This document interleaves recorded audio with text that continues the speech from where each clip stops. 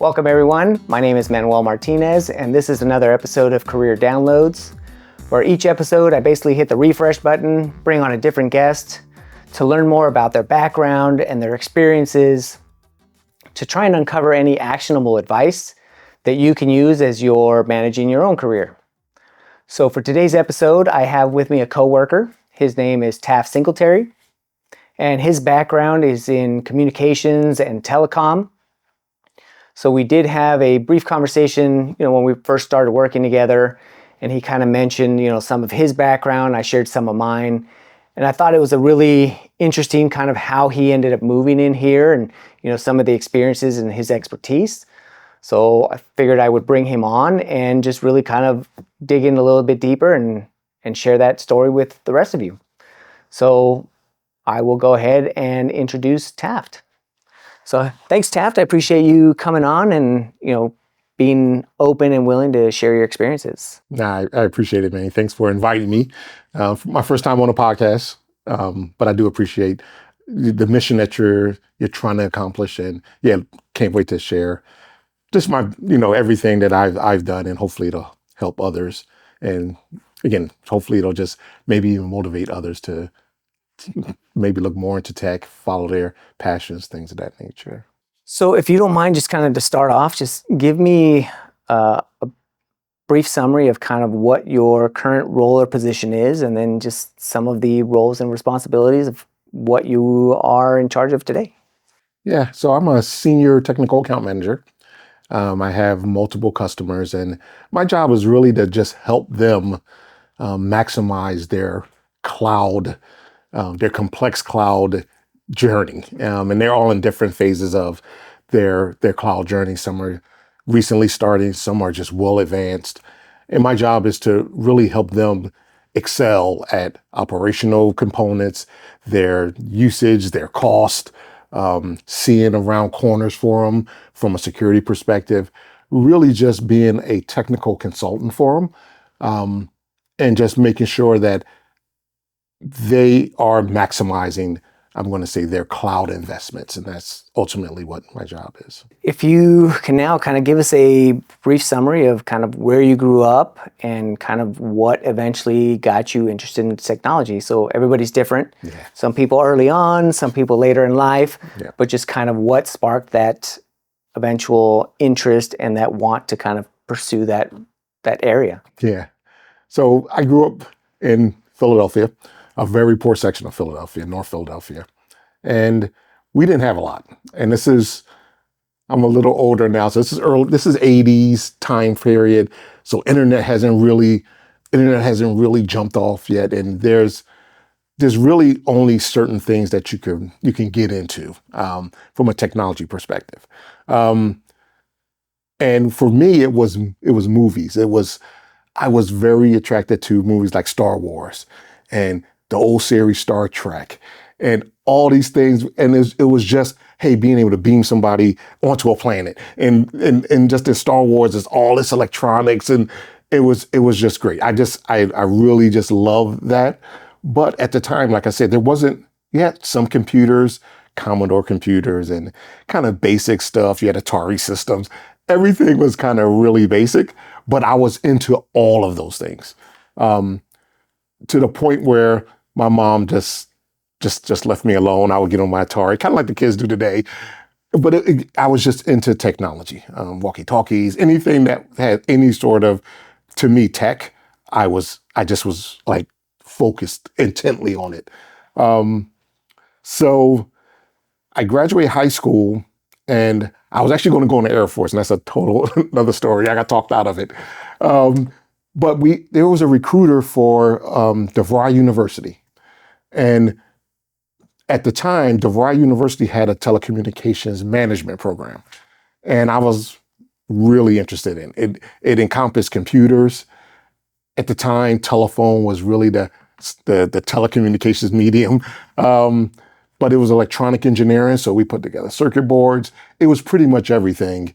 And it was low cost. Because again, my parents couldn't afford to send me to, I'm going to say, like a regular college. But more importantly, a lot of regular colleges didn't have that broad of a program. It was really computer programming. And this one was computer programming and everything else, like I mentioned. So I decided I'm going to go there. And I ended up going off to DeVry, got a bachelor's degree in telecommunications. And again, I was able to really chart my career. And it was early on.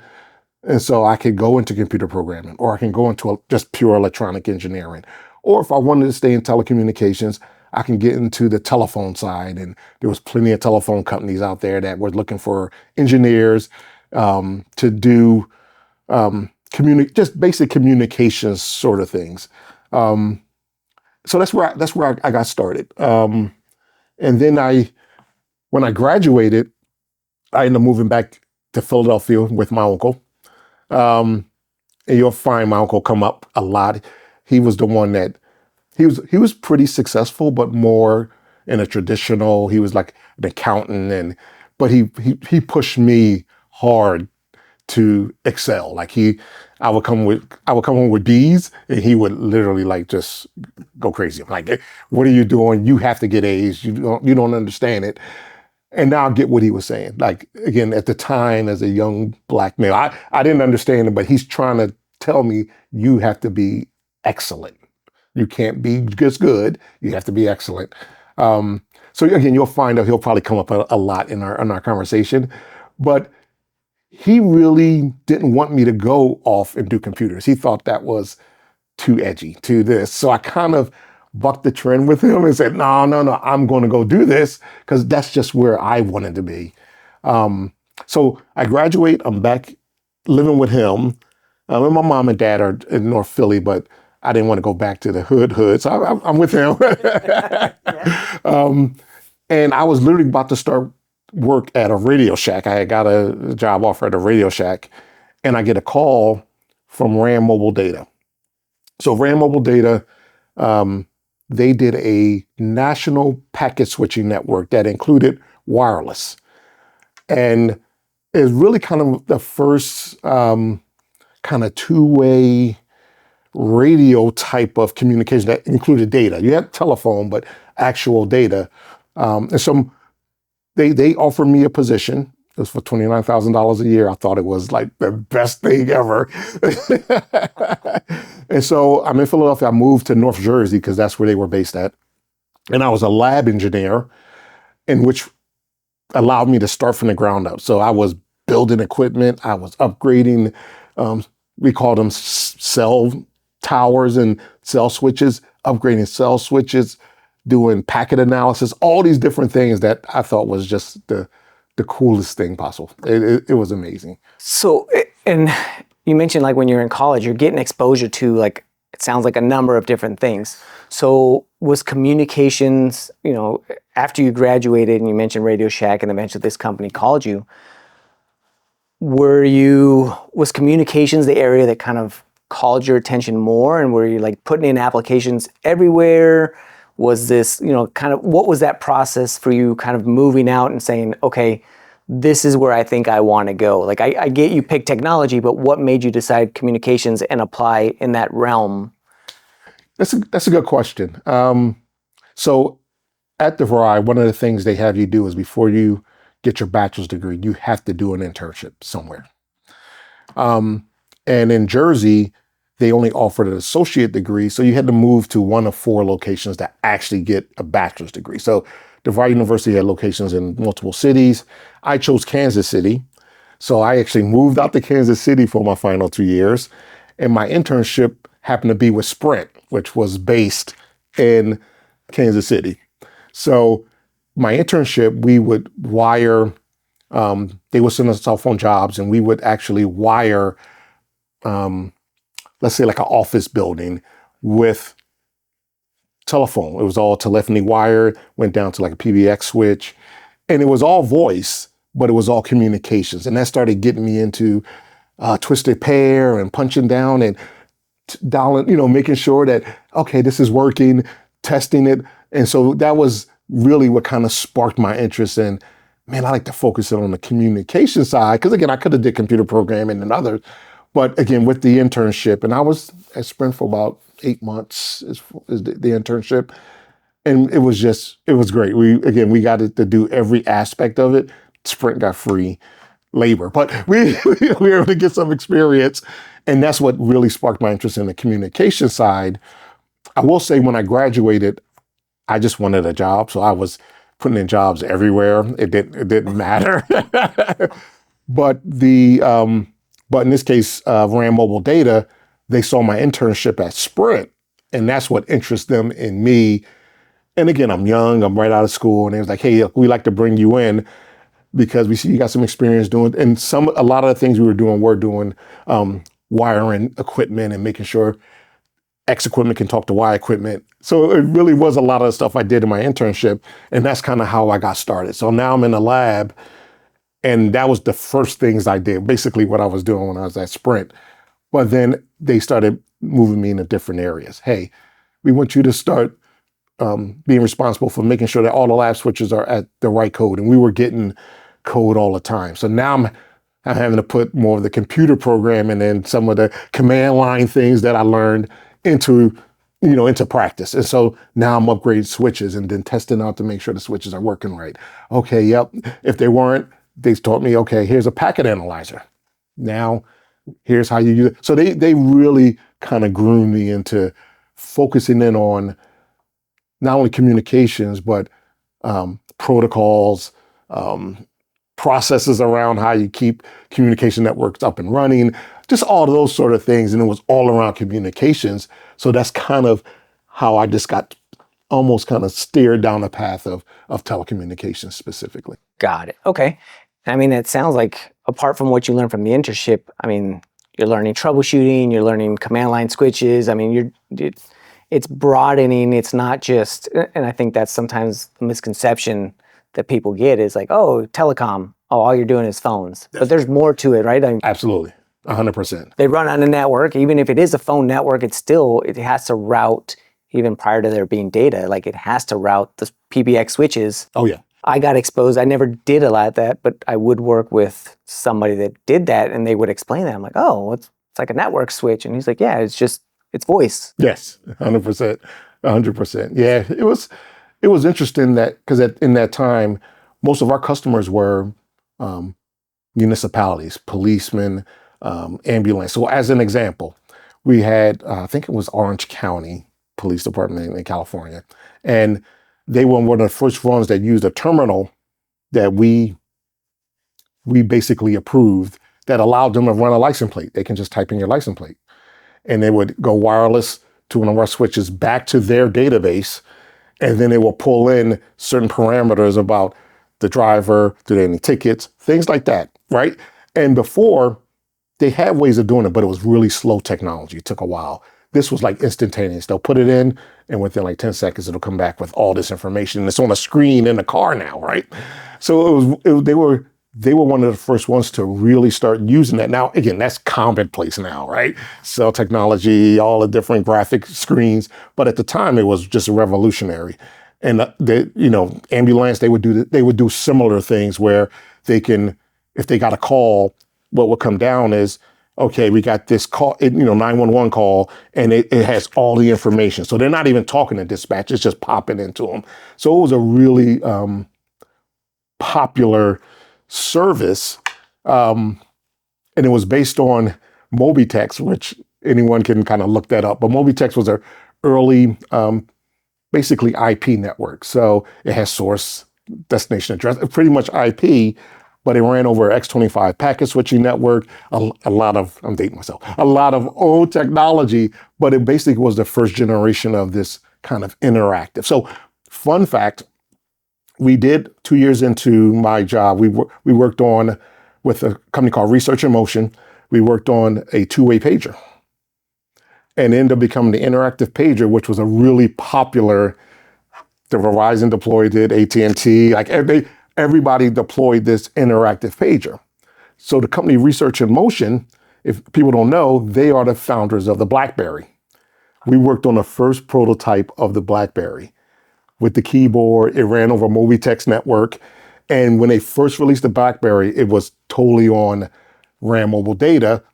And it was like people were buying those things up like chiclets. But yeah, I worked on the interactive pager, which ultimately with the company became the BlackBerry, and we worked on the first prototypes of the BlackBerry, and then Palm, their first Palm pilot was on the RAM Mobile Data Network. So it was really just bleeding edge technology, and it was great. And like you mentioned, I mean, sure, you're dating yourself, but I remember a lot of that when it came out. Mm-hmm. But at the same time, like, this is probably only fueling your desire and probably the conviction that I made the right choice, right? It's just based on everything that you've talked about in the past. Like, it's understanding that not only are you making a change, like you're on the bleeding edge of technology. It's commonplace now, but at the time, like, understanding that, like, I worked on that. I worked on the thing that allows a police officer to do his job, or a fire, like medic, or whatever it is that's getting that. And I think sometimes we forget, because now technology is so commonplace. Sure, there's new things like AI and things that are being developed, but I don't think we always understand the impact that this has for, our day-to-day jobs, right? Like, 100%. If it's not for what you worked on, like the iPhone and, Android, that never happens, right? Because that communication doesn't go through. 100%. Yeah, and like I said, it was older technology that evolved. So X25 became frame relay, which became ATM, and then really all that stuff was carrying Ethernet, and then people realized, well, let's just have Ethernet do it. Why have all these other encapsulation layers? But those early on packet encapsulation, they built a lot of the dynamic routing and ways of really trying to get traffic from point A to point B. Like, I don't want to use a lot of acronyms, but like routing protocols that would use the shortest path versus if it had congestion, there was ways to notify you back. Like, all of those was built into those early protocols. And then basically IP, TCP, UDP, they all started just kind of pulling in all that information to the point where, again, you just ran Ethernet, and then it was X25 is now IP. And so it was a lot of that early on technology to really optimize packet switching, which allowed the internet to do what it does today. I mean, it really, a lot of the same protocols are still in place today. We don't see it because it's just kind of under the hood now. But yeah, those are the things that we worked on, and that was really exciting. And while you're there, it sounds like you were there for quite a while, right? And just understanding the progression of, you started at, running, just doing punch downs, and now you're doing all of these other things. Are you within that for RAM data? Are you progressing? Like, are you moving up within there? It sounds like you spent a couple of years, right? Because yeah, I mean, technology moves fast, but not that fast. But you're picking up skills along the way. You're progressing, and are you applying internally? Are they just promoting you because of the good work that you're doing? Like, how does that happen for you? It was a combination. So yeah, I did start off as just a lab engineer. And once you kind of master the different aspects of the lab, I did get promoted to a tech support position. So we had a NOC, or a network operations center, where people were watching maps and watching things go down and things like that. And I managed that group for a while, supervised that group for a while. But I ended up moving over into tech support because I was really good at troubleshooting. And so I actually became a supervisor of that team as well. And our job was to take calls it wasn't from end customers. It was always a call from Verizon. Somebody, hey, we're having issues here, and we would have to figure out how to troubleshoot it, make sure we can either reroute things, or if we missed a configuration, it should have automatically done it. Those sort of things. So I was in that group for 2 years.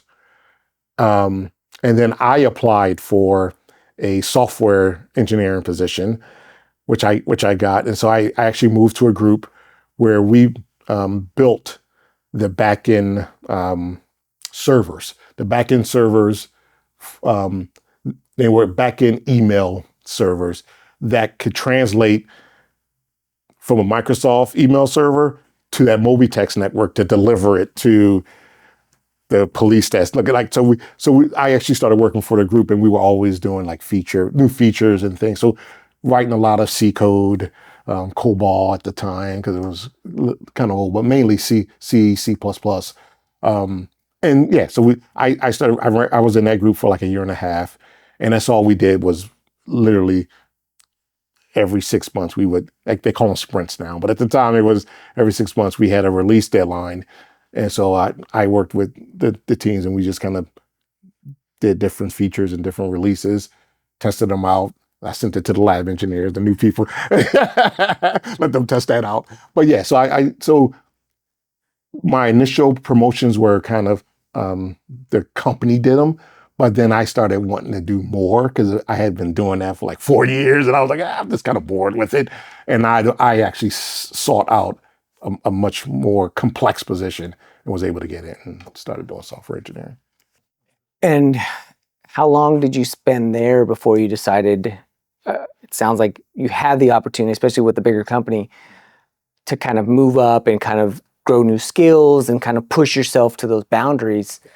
But I'm assuming at some point you get to a point where you're like, maybe not hit a ceiling, but maybe you're just not seeing any other growth within there, and you decide to kind of venture out to go do something else. So what was kind of the thought process there to say, okay, I think I've done everything I can do here? Or is it more, maybe you haven't accomplished everything here, but somebody else calls on you, or something else catches your attention? Like, what's the thought process, and what ultimately leads you to leave? So two things. First, I started traveling a bit more. So as part of that, my newer position, we had a facility in Toronto. So I was spending a week, a month in Toronto. And then one of our infrastructures who built the actual cell switches and the routers and things we use was based in Fort Lauderdale. So I was spending a week in Fort Lauderdale. And honestly, by being in Fort Lauderdale and being in Toronto, I crave moving out of the Northeast. So it wasn't even a technical thing. I was born in Philadelphia. I went to school in Jersey. I was in Kansas City for a bit, but mainly been in the Northeast, and I'm working at a company in North Jersey, New York area. And I just wanted to get out. So. And when you say get out, was it more get out because you're starting to like experience not only different places right outside of the North Jersey, but it's also like maybe, Toronto and Florida, like that's very different. And culture-wise, climate-wise, was it a combination of everything, or? Yeah, I definitely wanted to leave. Like I wanted to live somewhere else. And I was thinking more Florida than Canada, but I wanted to leave. But also when I made my trips to either one of those places, I was working on, to me, it felt like bigger technologies, right? So yeah, I'm in the corporate office, but going to Florida, they're working on just nothing but routing and protocols. And I found I was enjoying when I left the office more than when I was in the office, to be totally honest with you. And so that started just kind of fueling my desire to just, maybe if I've outgrown this place, maybe there's a better opportunity and a better place to live. So it's kind of a little bit of both. The wild card there was I had one of my best friends who went to school with me, college with me. He was working at Cox Communications, which is where you are. Cox is a big telecommunications company. So corporate headquarters is Atlanta. He started working for Cox in Atlanta, and he called me and said, "Hey, we're starting to deploy this cable modem technology. You think you'd be interested in that?" And I'm like, "Yeah, I would love to. Yeah, I would love to do that." So he actually helped me get into Cox Communication. He said he basically the director of the group was across from him, so he went to the director and said, "Hey, I have a friend. I know you're looking for somebody." He kind of pitched me to him, and I ended up going, traveling down to Atlanta for interviews, and literally, like within a couple of weeks, they offered me a position as a data engineer focused mainly on their broadband access because they were just starting to launch cable modems throughout the US. And they wanted someone that had some RF experience, some packet switching experience, protocols. Like they wanted someone that knew all of those things, and I did. And so I ended up getting a job. It was actually a senior data engineer, significant pay raise. I did have an offer from the company that we partnered with in Florida. So I actually had 2 job offers on the table, but broadband, internet, all the things that it was the promise of it, I was like, no, I got to take the job in Atlanta. So I did. I took the job with Cox Communications, and I effectively was the data engineer for the whole corporation until we hired a couple other people, but I was the first one in that group. And I have a question around that. So obviously it's your best friend. You guys are probably keeping in contact often. And when he mentioned that cable modem, like, hey, we're going to deploy this, are you guys also communicating like the different things that you're working on? So did he have an idea of what you did? Because obviously he's got to sell you internally, but he's selling you, right? Like, hey, come do this. Here are these things. So I'm just curious, like, what from that experience, what do you think helped, land that? Obviously at that point you're landing 2 jobs, but what is it that kind of helped him sell you internally apart from you having that knowledge? Is it just because at that time it was specialized knowledge and you're looking for somebody that has this? I know a person that you don't have to randomly search for. Yeah, I think it was the unique experience that I had. So again, we're talking, I guess, 97-ish, 98-ish.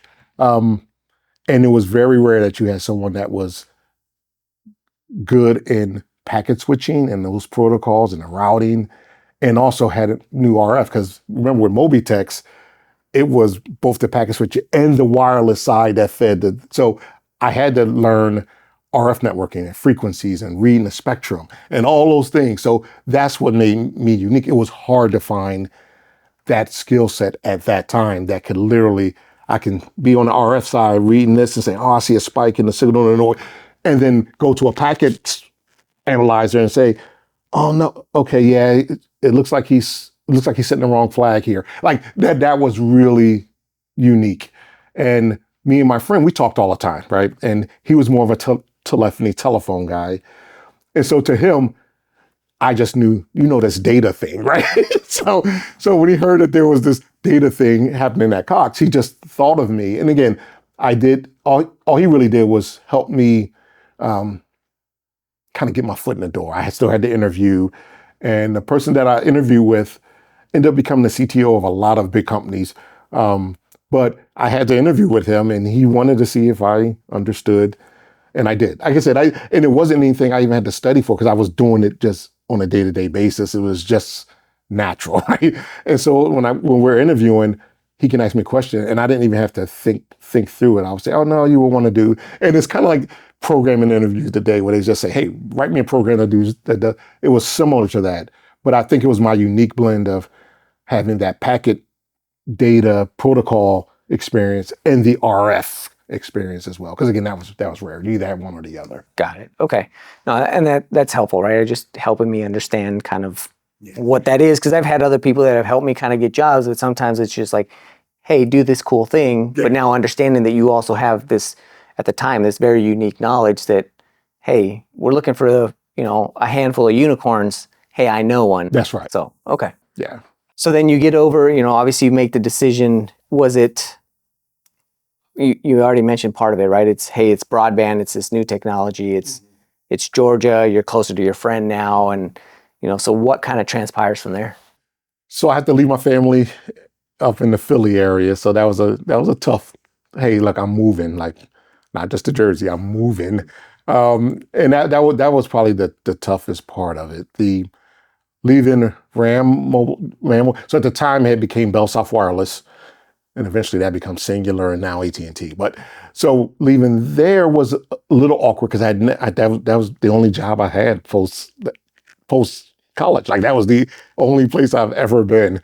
So going to Cox was definitely a change. Cox is a Cox is a big company. It probably wasn't as big as Bell. No, it may have been bigger than Bell South at the time. But it was just the dynamics of the engineering teams.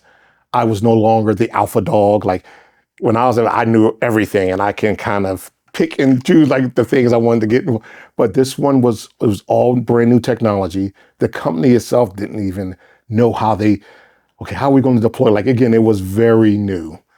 So again, bleeding edge, which was great. A lot more travel, which I did like. So my first day at Cox, I show up and they show me, and at the time, everybody had an office. I never had an office. I always sat in a cubicle, right? So all of a sudden it's like, well, here's your office. I'm like, really? And I'm just an engineer, like a senior engineer, but I'm like, oh, this is cool. So I can close my door. Like that was great. Take a nap. Yeah, exactly. So I'm in there and I'm just kind of getting acclimated. I had my clothes were still in my car because I was going to stay with my friend at his, he had an apartment. I didn't have a place yet. So clothes still in my car. And the plan was after work, we would go to his apartment and I can unpack and everything and just kind of settle in. About 2:00 in the afternoon, my boss walks in and says, hey, I got to put you in a fire. We got meetings and there was a partner meeting in San Diego. So I'm in Atlanta and I'm like, okay, when is that? He's like, oh, if you got to leave. The plane, so it's the Cox plane. The Cox plane is leaving at 5. They go to San Diego, and then from San Diego, we had to go to Miami. So I literally, my clothes was in my car for a week because I had to leave. So I grabbed some stuff. And I had like a suitcase. I threw everything out and then put stuff I needed in there. And I just went straight to the airport. And then boom, I'm off to San Diego for a meeting for 2 days, off to Miami because they're literally trying to figure out how are we going to deploy this broadband service. And they were targeting like 4 million customers at the time across all these different cities. It was big and it was overwhelming. I was like, oh man, what did I get myself into? Like, and everybody's expecting I'm the guy. Like, okay, so here's what you're going to do. And need you put together these plans. It was overwhelming. The first couple of months was overwhelming at Cox. And it sounds like it. So outside of the technology realm. So I just kind of want to kind of find out from your own personal experience. Like this sounds like it's a lot of big changes all at once. You're changing, like you said, it's the first time you moved away from family. I don't know the differences. I've never been to Philadelphia, but I've been to Atlanta. It's a climate change. It's a culture change, right? Because like the South, that Southern hospitality is a thing. Like that's a thing, and it's a good thing. Now you've got this other senior role, which, hey, I've got this office, you got these big things, but now all of a sudden, like, you're not the top dog. Now you're getting involved in, these projects. It's probably, everything's overwhelming. So from a personal standpoint, and I know we talk about the technology, but like from a personal career standpoint, like how did you manage that? Because I can imagine it's hard enough to deal with one change. Like, hey, I'm moving, even if I'm doing the same role, same type, just at a different company, that's got to be tough. Now you're doing a role change and a career change and family. Just what was that like? Yeah, like I said, it was overwhelming, and I made a lot of mistakes, honestly. So I'm young, right? And my friend is in Atlanta. We're engineers. We're making pretty good money. So yeah, I'm hanging out. Probably too much. There was times I hung out too much, and I came into the office and wasn't totally focused. And my boss picked up on those things pretty quick, right? And so he's telling me, hey, listen, you gotta focus here. We're trusting you to be the first. So I had to kind of take a step back and I would say be more disciplined. I had to learn to be like more disciplined. It was easy for me to go, but I had to, I got a meeting tomorrow. I'm just going to sit. So I had to really kind of focus in on it focus in on just what I needed to do because it was all new technology. So I currently live in Denver. My first trips to Denver, I was called a resident engineer at Cable Labs, which is the spec body for all the different cable operators. So they're the ones that's writing the spec for how to do telephone over a cable wire, how to deliver internet over the cable wire. And it's everything from the operational specs to the engineering specs to it was just across the board. So Cox made me the resident engineer. So I had to spend 2 weeks in Denver and 2 weeks in Atlanta. That probably helped me because I wasn't in Atlanta all the time. So it kind of gave me a chance I'm away from my friend who, it gave me a chance to really focus in. But going to Cable Labs, I'm around a lot of really smart people, like AWS. And everybody is the best of the best from Comcast, from all these different, Xfinity, all these different cable operators. They're the best of the best that are in this one location, and they're writing specs, they're testing specs, they're doing all these things. So it just required me to just really focus more. And is this, I know it might come up later, but do you think, like how you mentioned your uncle before, right? Where he was like, hey, you've got to excel at this point when you're around these other people. Most times, again, it can be overwhelming and say, hey, I don't belong here, or hey, it's not going to work out. This is my level. I'm assuming having that history of like, hey, you can push yourself. You've got to do better. Did that happen there? 100%. My uncle, and he had kind of laid back off me by then. He was like, "Oh, I think you're doing okay."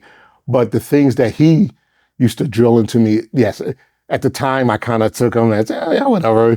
But I did harness things he said to me. So one of the things that he said to me that has always stuck with me is, "You are going to be what the 5 closest people in your circle are." So he's like, if you hang around with people that don't get anything done, that's where you're going to gravitate to. If you hang out with people, or you have your circle is people that are really high achievers, that's what you're going to be. And he's absolutely right. When I started going to Cable Labs, I'm around the best of the best, and they are focused. Like, you don't have to tell them. They come in early, they're doing this, and it's, you start raising your level because that's where you have to. Like, I'm representing my company. And I mean, there's times I had to give presentations in front of the whole community, like the whole body. So I had to have my stuff together because I can embarrass myself. So it was that one thing he said to me when I started being around more focused, more advanced, more disciplined engineers. I became a more focused, more advanced engineer. It just was one of those things that happened. So that's one thing he's always said that I found to be true. You got to surround yourself with the people that are going to push you, because ultimately you're going to fall to that level whatever that level is. It could be higher, it could be lower. You're going to go to that level of the people that he says the 5 closest people to you. And it makes sense, right? Because I've always heard that other term is, if you're the smartest person in the room, you're in the wrong room. That's right. Right? Because, like you've maxed out, and again, people aren't going to push you, but I like that idea, and, kind of thinking back, it makes sense, right? The 5 people, or the people that you're around the most. You typically have the similar salaries, similar job titles. Like, again, you ultimately are kind of this homogeneous circle. And so you always have to be trying to stretch out and kind of maybe changing the circle or things like that. Like, if you want to get better, you have to. And like I said, this happened to be from a job perspective. They just put me in a role and said, go to Denver. But I think that move allowed me to really mature as an engineer. So now you're improving your skill set. Now you're pushing yourself, and you're hanging around with all these other people, and kind of what comes out of this position and being around these people? That's a good question. I think what came out of it is I realized that maybe my position at Cox wasn't going to give me the growth that I thought I needed. So the people that I end up working with all end up becoming directors and VPs and things like that. Like, they were ascending in their companies, and I was kind of stagnant. So what it did is it pushed me to say, you know what, I need to, unfortunately, and I'm having fun at Cox but I have to start looking out for my career. So I started thinking more about where I wanted to be kind of long term. And so I ended up leaving Cox and going over to the vendor side, Scientific Atlanta, which is now Cisco. I ended up going off to Scientific Atlanta, and I went there because now I'm not the customer. Now I have customers, and now I have to make sure that what we're providing them as a solution works, right? And that was a challenge too. It's like I'm always seeking these challenges, right? So that was the challenge to me. I'm not no longer in just this one ecosystem. I got to understand Cox's ecosystem, Comcast's ecosystem, AT&T's, like, because those were all our customers. So it forced me now to have to really broaden my technology grasp. Like it wasn't just like broadband cable. It wasn't Mobitech switching. It was now they're doing video services. So they were delivering cable services and stuff. So even though Cox did it, I was on that side of the house, right? But now I had to figure that out as well because Scientific Atlanta provided that sort of equipment. So now I'm learning all this video engineering and how to deliver TV shows and how to create, video on demand assets and all these different things, which was totally away from but it was just so challenging. It was so interesting to me. So I literally pivoted to more of a video engineering background where I was supporting like a lot of like video deployments. And these are deployments to millions of customers and interactive guides and understanding the metadata behind it and how is all this built and what are some of these proprietary protocols that allows a cable box to update itself in the middle of the night and all these different things. And it was great. So like I said, so I end up pivoting to literally leaving the routing piece behind and getting more into this really complex world of video engineering and video compression and video distribution and satellites and all these other things. So when I went to Scientific Atlanta, that's where I kind of positioned into that role. And then I went back to the service provider side. So now, which is probably not a good thing. I would say, hey, just kind of stick things. But once I got kind of bored, I would go look somewhere else.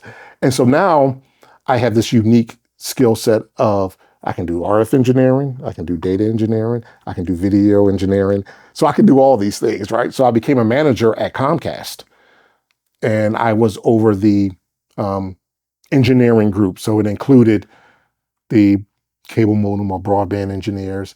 I had the power tech, so everybody that did all the power to keep everything up and running. And this is all throughout Atlanta. So I basically was a manager in Atlanta over the Atlanta market. So I had power techs, data engineering techs. We did the telephony, so I did telephony techs.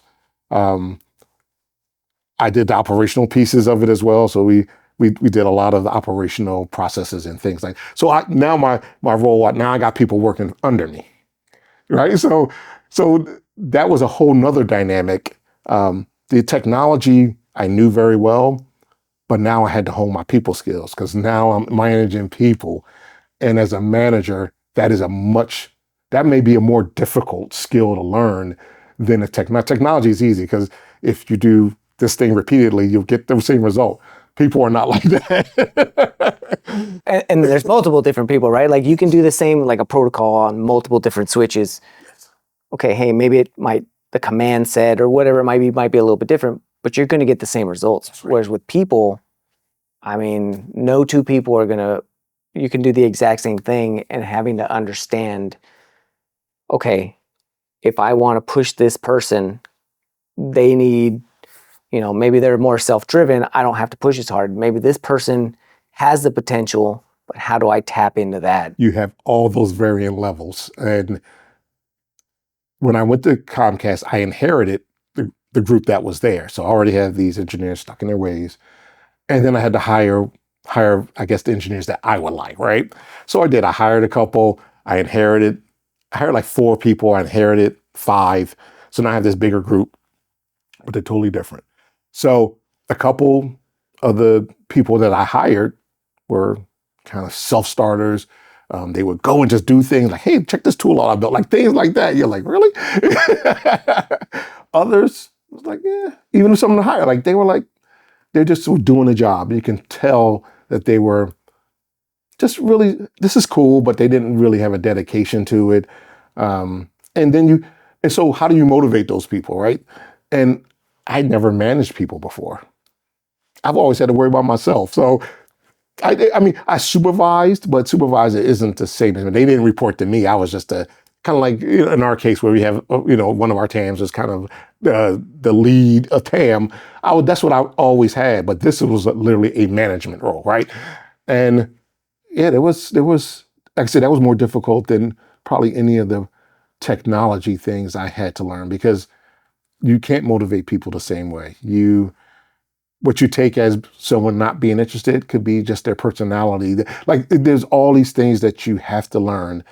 And at first, I treated everybody the same, right? Like, and quickly found out that didn't work very well. So I do think that having been a manager, I do understand a little bit more around. I think that's what makes me probably a good TAM now. People are just different. You have to approach them differently. You have to see what motivates them. You have to see what ticks them off. You have to have, how do I communicate with this person versus this? And there's a lot of that happens in our current position. You're dealing with all these different customers, and they're just people, and they're just different people with different motivations and you end up having to manage it. And so that was my first kind of realm into really having to manage people. I think I did okay, but I think I did a lot of things wrong, kind of looking back on it. And you mentioned it was your first one. Did you continue to do managing after that, or is that one of those situations? Because I can tell you from my experience, I thought I wanted to kind of go that track. I managed once, I did it, and I enjoyed it for the most part. Like, most of the team was self-starters, but then you have the one, like, all it takes is one bad experience. And I had the one where it was just, I didn't want to do this. Now, it was helpful for me like you mentioned, I think it helped me in other roles, because now I learn how to deal with the people element, but I never wanted to be responsible for them again. So that was, my next role was absolutely a single contributor role. I did not want to manage people. So I ended up leaving Comcast. So it was AT&T Broadband. Comcast buys them out. And as part of that, Comcast says, we don't run as heavy as AT&T Broadband runs. So you need to identify a couple of people that we got to let go. So now it's the first time I'm having to do that sort of thing, which I totally hate it. How do you tell somebody? And literally, I had to do it. And one gentleman had a reputation for being a little violent. So I had to have HR present with me when I told him, and he still knocked the table, my desk over and everything else. But HR was there. We had a security person there. So again, having to deal with that as a young manager, it was tough. So as part of it, Comcast offered, hey, anybody in the management ranks, if you want to leave, we'll give you guys a great package. And I raised my hand, which my boss was so upset at me, because he was like, I didn't expect you to raise your hand. He expected a couple other people. But I raised my hand because I didn't like the role. I didn't like having to manage people and lay people off. And I couldn't stomach it. So I just raised my hand and said, look, I want to leave. And I left. I didn't have a job or anything lined up. I just I just couldn't do this. And so I ended up taking a package, and I took a little bit of time off. And then I ended up working for a company called Big Band Networks. And they had purchased a company called ADC in Minnesota. But Big Band Networks eventually became Google, and then Google sold them off to Motorola, I think.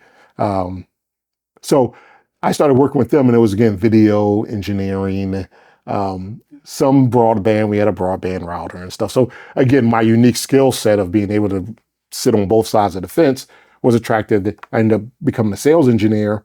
So now I'm on the pre-sales side, and I'm traveling. That was my first kind of sales role. So again, a whole nother challenge, because now I'm trying to convince people to buy my stuff versus Cisco stuff, and that's a totally different dynamic with a customer, because when you walk through the door, you're sales, so they're already kind of leery, and are you telling me the truth? So you have to get around that as the first obstacle, and you got to earn trust, and it was a lot of that. So now I'm in a role, but it's a single contributor role, so I got to worry about nobody else's problems, and I'm able to now work on a totally different skill set on the sales side and trying to influence people and trying to convince people. That was, And that became really, really interesting to me. And now I'm in front of a lot of, I'm gonna say, smart people on the customer side, because when you go in, you're meeting with their top engineer and their CTO and everybody else, because they're the ones that have to make this decision. And in that role, I learned about relationships. It's all about relationships. They have to trust you. They're putting their reputation on the line. They're putting their company's money on the line.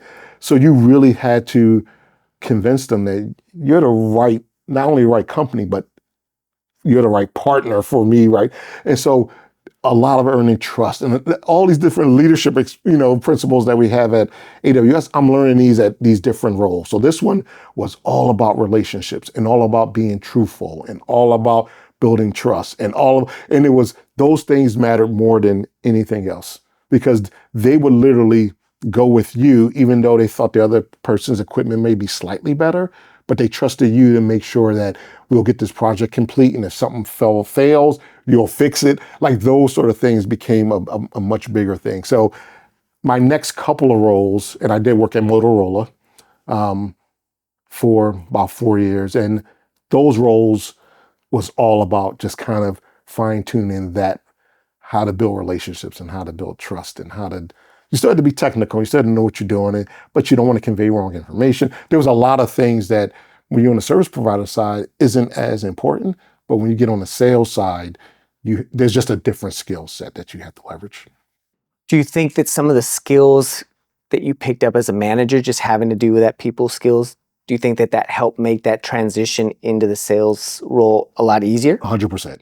Really? Okay. 100%. Not even knowing that, and not knowing that. By having to manage people for a couple years and all their issues, and you had to build trust with them as well. Like these are people that work for you, and you want them to run through a wall for you at times. Or if you call them late at night and they're really not on call, but you need the help, they'll be like, you know what? Okay, I'll come in. You had to build that trust. So 100%. If I didn't have that management role, I don't know how good I would have been in that sales role. Having that experience and understanding that, again, you approach people different. You got all those things absolutely helped out on the sales side. So then you did the sales part for it, and obviously you're picking up more skills. You're learning the value of relationships, communication, starting from the management role, right? Like how you communicate, the words that you say, how you approach it, your tone, like all of that starts to matter. So now from the sales side, what makes you kind of decide, all right, this either is for me or it's not for me? Because I'll tell you, prior to coming here, I was on the sales side and I enjoyed it. The reason I kind of decided to move was I had very little experience in cloud. Like I knew of, the core technology. Like I knew what an EC2 instance was. I knew what S3 was, like storage, like very basic. Like that was the extent of my knowledge. But I was like, well, I'm going to get the chance to learn that. Let me go. Now that doesn't mean I didn't enjoy the sales side, because everything has its plus and minuses. But to me, it was similar to you. I want to push myself. So what kind of was your experience? So for the next, I guess that was 2005. So for the next, I'm going to say 10 years, I was pretty much in the sales engineering role. So there's always an account manager. He has to go ask for the money. I just have to convince them that, hey, this is the solution and we're the right partner, things like that. So about 2016, I'm at Harmonic, and we get a management change. And so our new manager said, you know what? I don't want just sales engineers. I need somebody that can be the sales engineer and the account manager. And so he basically said, if you can't do both roles, then I don't need you. So I'm like, okay, I've never been an account manager. I'll take on the role. So I did. I was like, hey, I'll do both. I think I can handle it. And so all of a sudden, I'm now an account manager. And so they give me this company. I won't mention their name, but they had never done business with us. And I'm at Harmonic at the time. They had never they always went with our competitor, which is Motorola and other people. I get handed this account, and my boss is like, okay, you need to make something out of this account. So I'm like, okay. Now, the thing that I had is, as a sales engineer, that was one of the company's that was someone that I supported, right? So I knew the VP of engineering. So I already kind of knew them from a sales engineering role, but now I'm the account manager. And from a sales engineering role, let me back. They did use our equipment for kind of broadband and internet access, but they never used it for video. So as an account manager, they wanted me to build a video business. So I had to convince them to buy our video equipment, compression, things like that. And now I'm the account manager. So when they announced me as the account manager, everybody at the company was like, Taft? Really? So I had to overcome that barrier because he just engineer. No, I'm the account manager now. And so long story short, I built it up to like a $2 million a year business. They were buying our equipment, but it took a lot. And again, I'm doing both roles. So I'm in the lab doing all the testing. And then I'm also the guy that has to call up the CEO and say, hey, it's down the end of the quarter. Yeah, I know we were thinking about having this done in the next quarter, but can you actually buy it this quarter? Because I'm getting that pressure from it's a total sales piece of it, right? So we got to meet our quarterly number. They see this thing and they say, you got to get the customer to pull us in. There was no ifs, ands, or buts. You got to get. So now I'm having to ask the customer for money. I'm having to ask the customer to trust us and pull it. And that was a totally different skill set. I mean, I never had to do it. I always had an account manager to do that. And now I'm the person that has a quota. And now I have to meet this quota, right? It was a challenge. But we did build the business up. And again, I think me having that technical background, because I was able to walk into the video side, which I hadn't even talked to, and they're like, "Oh yeah, she kind of knows what he's doing." And I'm like the account manager, right? And now I have occasionally they'll bring in a field engineer. So that's how we don't want somebody dedicated, but when you need some additional help, we can get someone from the field engineering group to do it, and they will fly in and kind of do these things. So I would bring in field engineers, and then I'm showing them, no, let's do this. And I'm kind of showing them, and I'm the account manager. So it gave me a little bit more cachet and trust. And so, yeah, they started going with us, and things broke a lot, and I was right there. I'm like literally leaving my house, and because I'm like, this thing cannot fail. Like they will not fail, and that's what I did. So again, it was a change of roles to a pure account manager role that allowed me to stretch my, I'm gonna say, people, business skills even more, and I started getting a little bit more away from the technology and really into kind of, I'm gonna say, strategy and just how do we get their business and things like that. Yeah. Were you able to pick up some of those skills watching, like when you're paired with an account manager? Like, were you guys working that close enough to where you can at least pick up a couple things and say, well, maybe, or are they putting you to training? Like, what did they do to kind of help set you up for success, or what did you end up having to do on your own? So they did put us through training. Even as sales engineers, we went to a lot of the sales training. But I don't want to say we didn't take it serious, but it was like, okay, yeah, with the value prompter, yeah, whatever. That sort of stuff. But I did have a couple of account managers that were really, really good, that are like mentors. And both of them have been like CTOs of companies, and they came up, the way that they managed customers, and it was all about the customer, right? I mean, to the point where they would get into a fight with our internal product, like fighting for their customer. And so being on the road with them, hearing them strategize, yeah, well, when we get in this meeting, look, this is how I think we should handle it.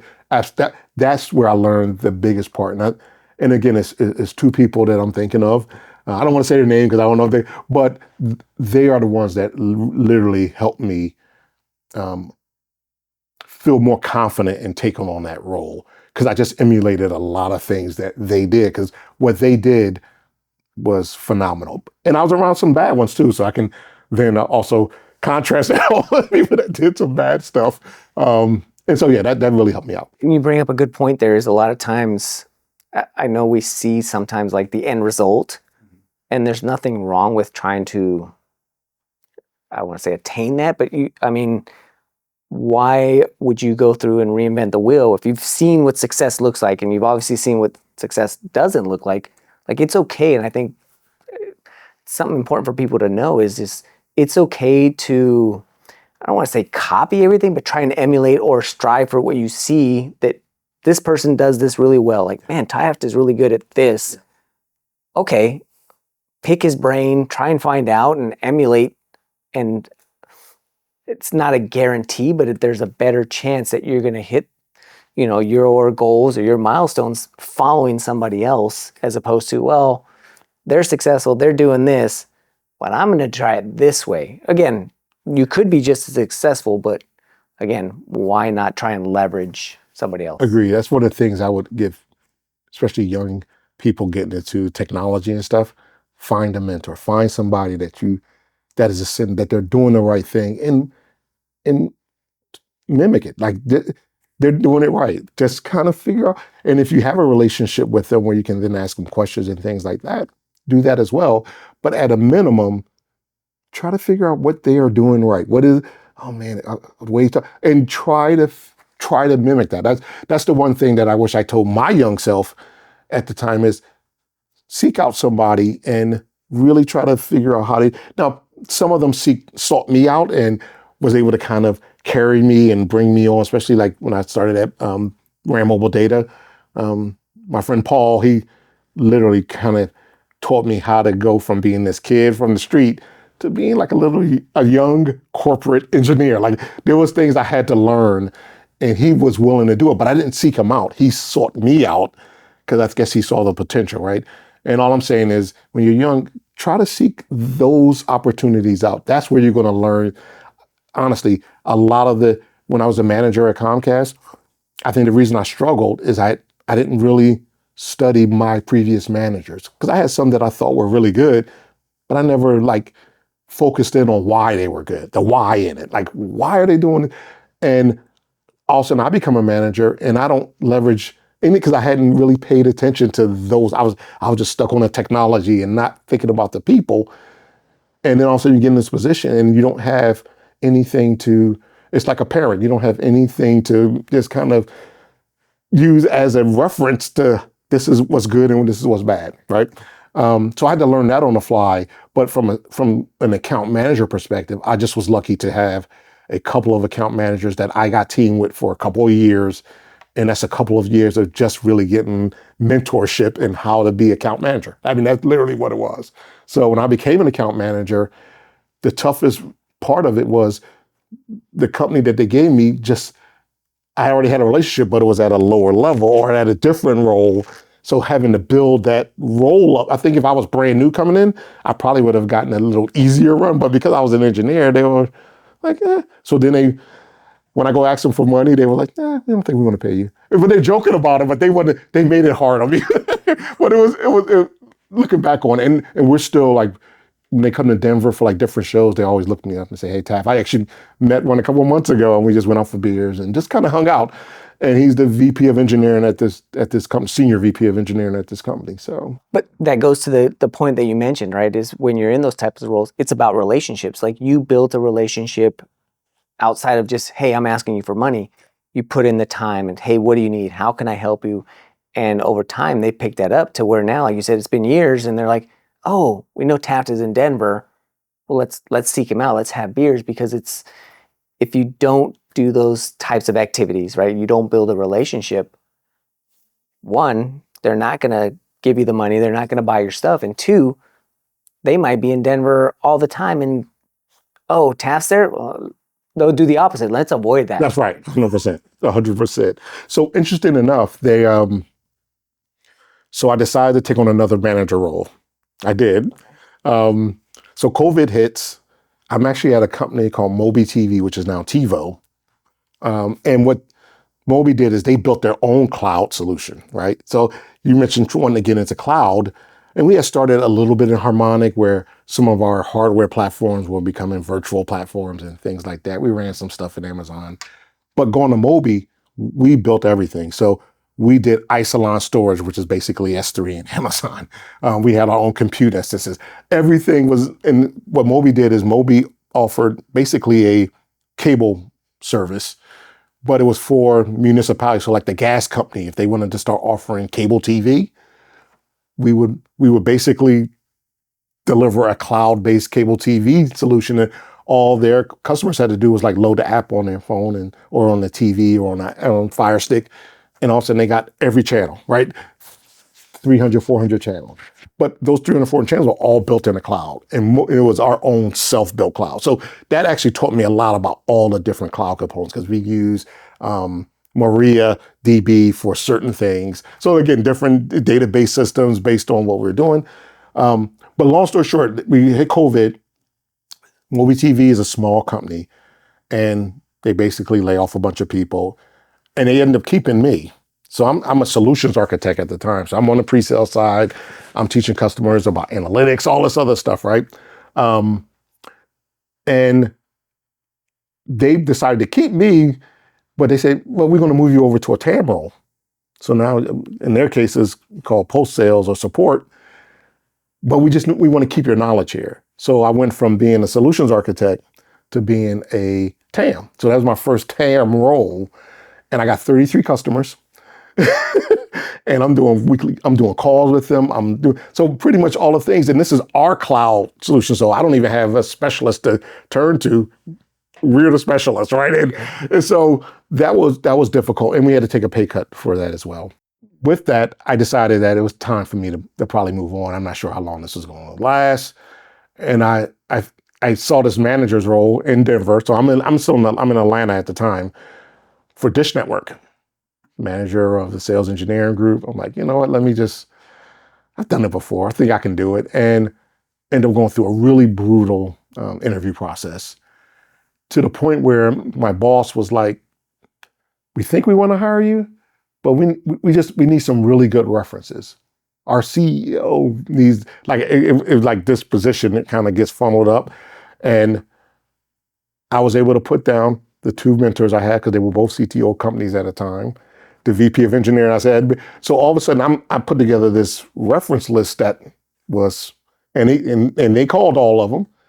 But if I hadn't built those relationships, so not even customer relationships, these are just kind of networking relationships, personal relationships, to be able to put them on a reference sheet for one of the biggest companies in the country, Dish Network, and I was able to, and they offered me the job just based on the fact, I mean, I did the interviews right, but just the fact that I could leverage those sort of contacts, because they said, in this role, we expect you're going to be talking to these level of people, and we just want to make sure that that's something that you can do. Okay. So again, that's where I was able to leverage my kind of personal career relationships to help kind of move into this other position. And I don't think that's something that's come up in the past, but that's very important. I know a lot of times people may not like their job, they may not like who they work with, but having, sounds like, not only knowledge, right? Like, because that's going to help you, but also the relationships and being a good coworker, right? Or being a good, supervisor, or, an employee, whatever that might be. And I've heard stories, right? Like, I don't know any personally, but people have burned bridges, and you never know when somebody within your network is going to help. Like, I've always heard of the story of where somebody goes through and like, hey, like your buddy, hey, I've got a job, or, like in that context, probably once or twice where I've had to give references. I don't know if they've ever called them, but it does make sense, is building that relationship, having that type of contact, to where if somebody does call, what are they going to say when you're not in the room? Like, I've heard of, people helping promote you, it's your reputation precedes you, right? It's everything around that. Reputation is everything. And the old saying is not what you know, is who you know. That's 100% true. It's not, relationships are both external, and I won't say external as customers or different departments, and it's internal, your team, the people that maybe work for you, that you work for, all of those things matter. And you never know when you're going to have to cross that bridge. So in that case with Dish, they were very specific about what type of reference. They didn't want an engineer. They didn't want a man. They said, we want some executive references. In order to, again, that was one of their gates to see, because it was me and another person that was, I guess, the final two. And that was the one. And so, again, being able to reach out to executives and say, hey, I'm looking at this position. You may get a call. Just if you give them your honest opinion of me, would it be okay for them to call you? And every one of them said, yep, no problem. That's awesome. And that's great. And I know we're getting towards the end of your career, and pretty soon, shortly after that, you're at your current role. But one of the things that, as we're kind of wrapping this up, is I just want to kind of give you the opportunity. Is there anything that, in the conversation, and I'm sure we can keep talking, there's more experiences, and at some point, like I've told a couple of their guests, if you're open to it, I would love to have you back at some point in the future and just kind of fill in some of those other gaps, ask other questions, and then kind of continue on. But I want to give you the opportunity. Is there anything that I haven't asked you, anything that you want to talk about that we probably haven't discussed that you're like, hey, this is kind of your parting thoughts? Like, hey, if I had to say one thing of, like a challenge that I overcame, something, you talked about it, right? Like there's times where there's things that when we're younger that, similar to you, right? I was in Vegas, and, there's times where I didn't take my work as seriously as I should have. So is there anything that you kind of want to end this on? Yeah, I think when I think back to just my overall career, I think I've done a lot of really great things, and some of it was timing. Like the internet was just starting to ramp up, and these new technologies started kind of increasing in pace, where every 6 to 12 months it was changing and getting better and better. So part of it was timing, but I will say the biggest thing I would kind of, and again, I'll tell my young self, is have a goal. Like really think through, like, I'm getting into this industry. Where do I want to be? And then always be marching towards what you think that is. And you may not even know what it is. And so you have to just try to project out, like, okay, you get asked that question a lot on interviews, and I don't think a lot of people, I won't say that because I don't know, but I know I would kind of just throw things out there. And I think if I would have thought more about, because one of the things that I'm seriously thinking about is, hey, what does product management look like, where you own the product and you're the CEO of that product? And it takes into all these different skill sets, people and selling and technology and all those things. But you got to build up experience doing that. And I kind of wish I would have thought of that a lot earlier, where I could have focused in on that and maybe kind of chart my own path, right? I did things, I was always jumping into new technologies, but it may have been undisciplined kind of jumps. And I would just say, hey, just try to think about where you think you want to be. And when you think about it, think about a person that is a Steve Jobs, like Steve Jobs, like, and then figure out what his path was, and maybe kind of take your own path, take more control of your own path. I think that's what I would kind of leave it with. Because when you're young, or even when you're not young, sometimes you're just not thinking of that. And I think if you could think of that, then you can really start going for the right jobs and going for, like, you can really start controlling, getting to where ultimately you think you want to be. Right. And just being aware that it may not work out exactly 100% how you think, but there's a better framework, right? Like you have a better control of what you think you're going to go, and you might still pivot. That's right. But you have a better understanding. And when you pivot, okay, now what is this? You see the pivot, right? And you can kind of just pivot to it. And like I said, when I went from data engineering to video compression to that, those were all pivots. But sometimes I feel like they were, again, it just wasn't disciplined enough. Like I could have kind of figured out oh no, I want to do this, and kind of stayed there. And that's the one thing that when I look back on my young self, that's what I would tell my young self. Well, again, I appreciate you coming on and kind of sharing your experiences, your stories. I've enjoyed it. I wish we could keep going on. And like I said, at some point I want to bring you on again and kind of continue on. And maybe by then we'll have, some feedback. People will say, hey, I'm curious about this part or that part, so I can kind of have additional questions to ask you, outside of what I think is interesting. Okay, sounds good. Sounds good. I appreciate you again. Let me talk. And again, I would love to come back if you would have me. Definitely. Sounds good, man. Appreciate it. And for everybody else, thank you again for tuning in. And remember to, as always, go ahead and plug in and download the knowledge and give me feedback. Like I mentioned to Taft, if there's any questions, anything that you're more curious about, again, kind of provide that information so that I know, what you are all interested in. So thank you.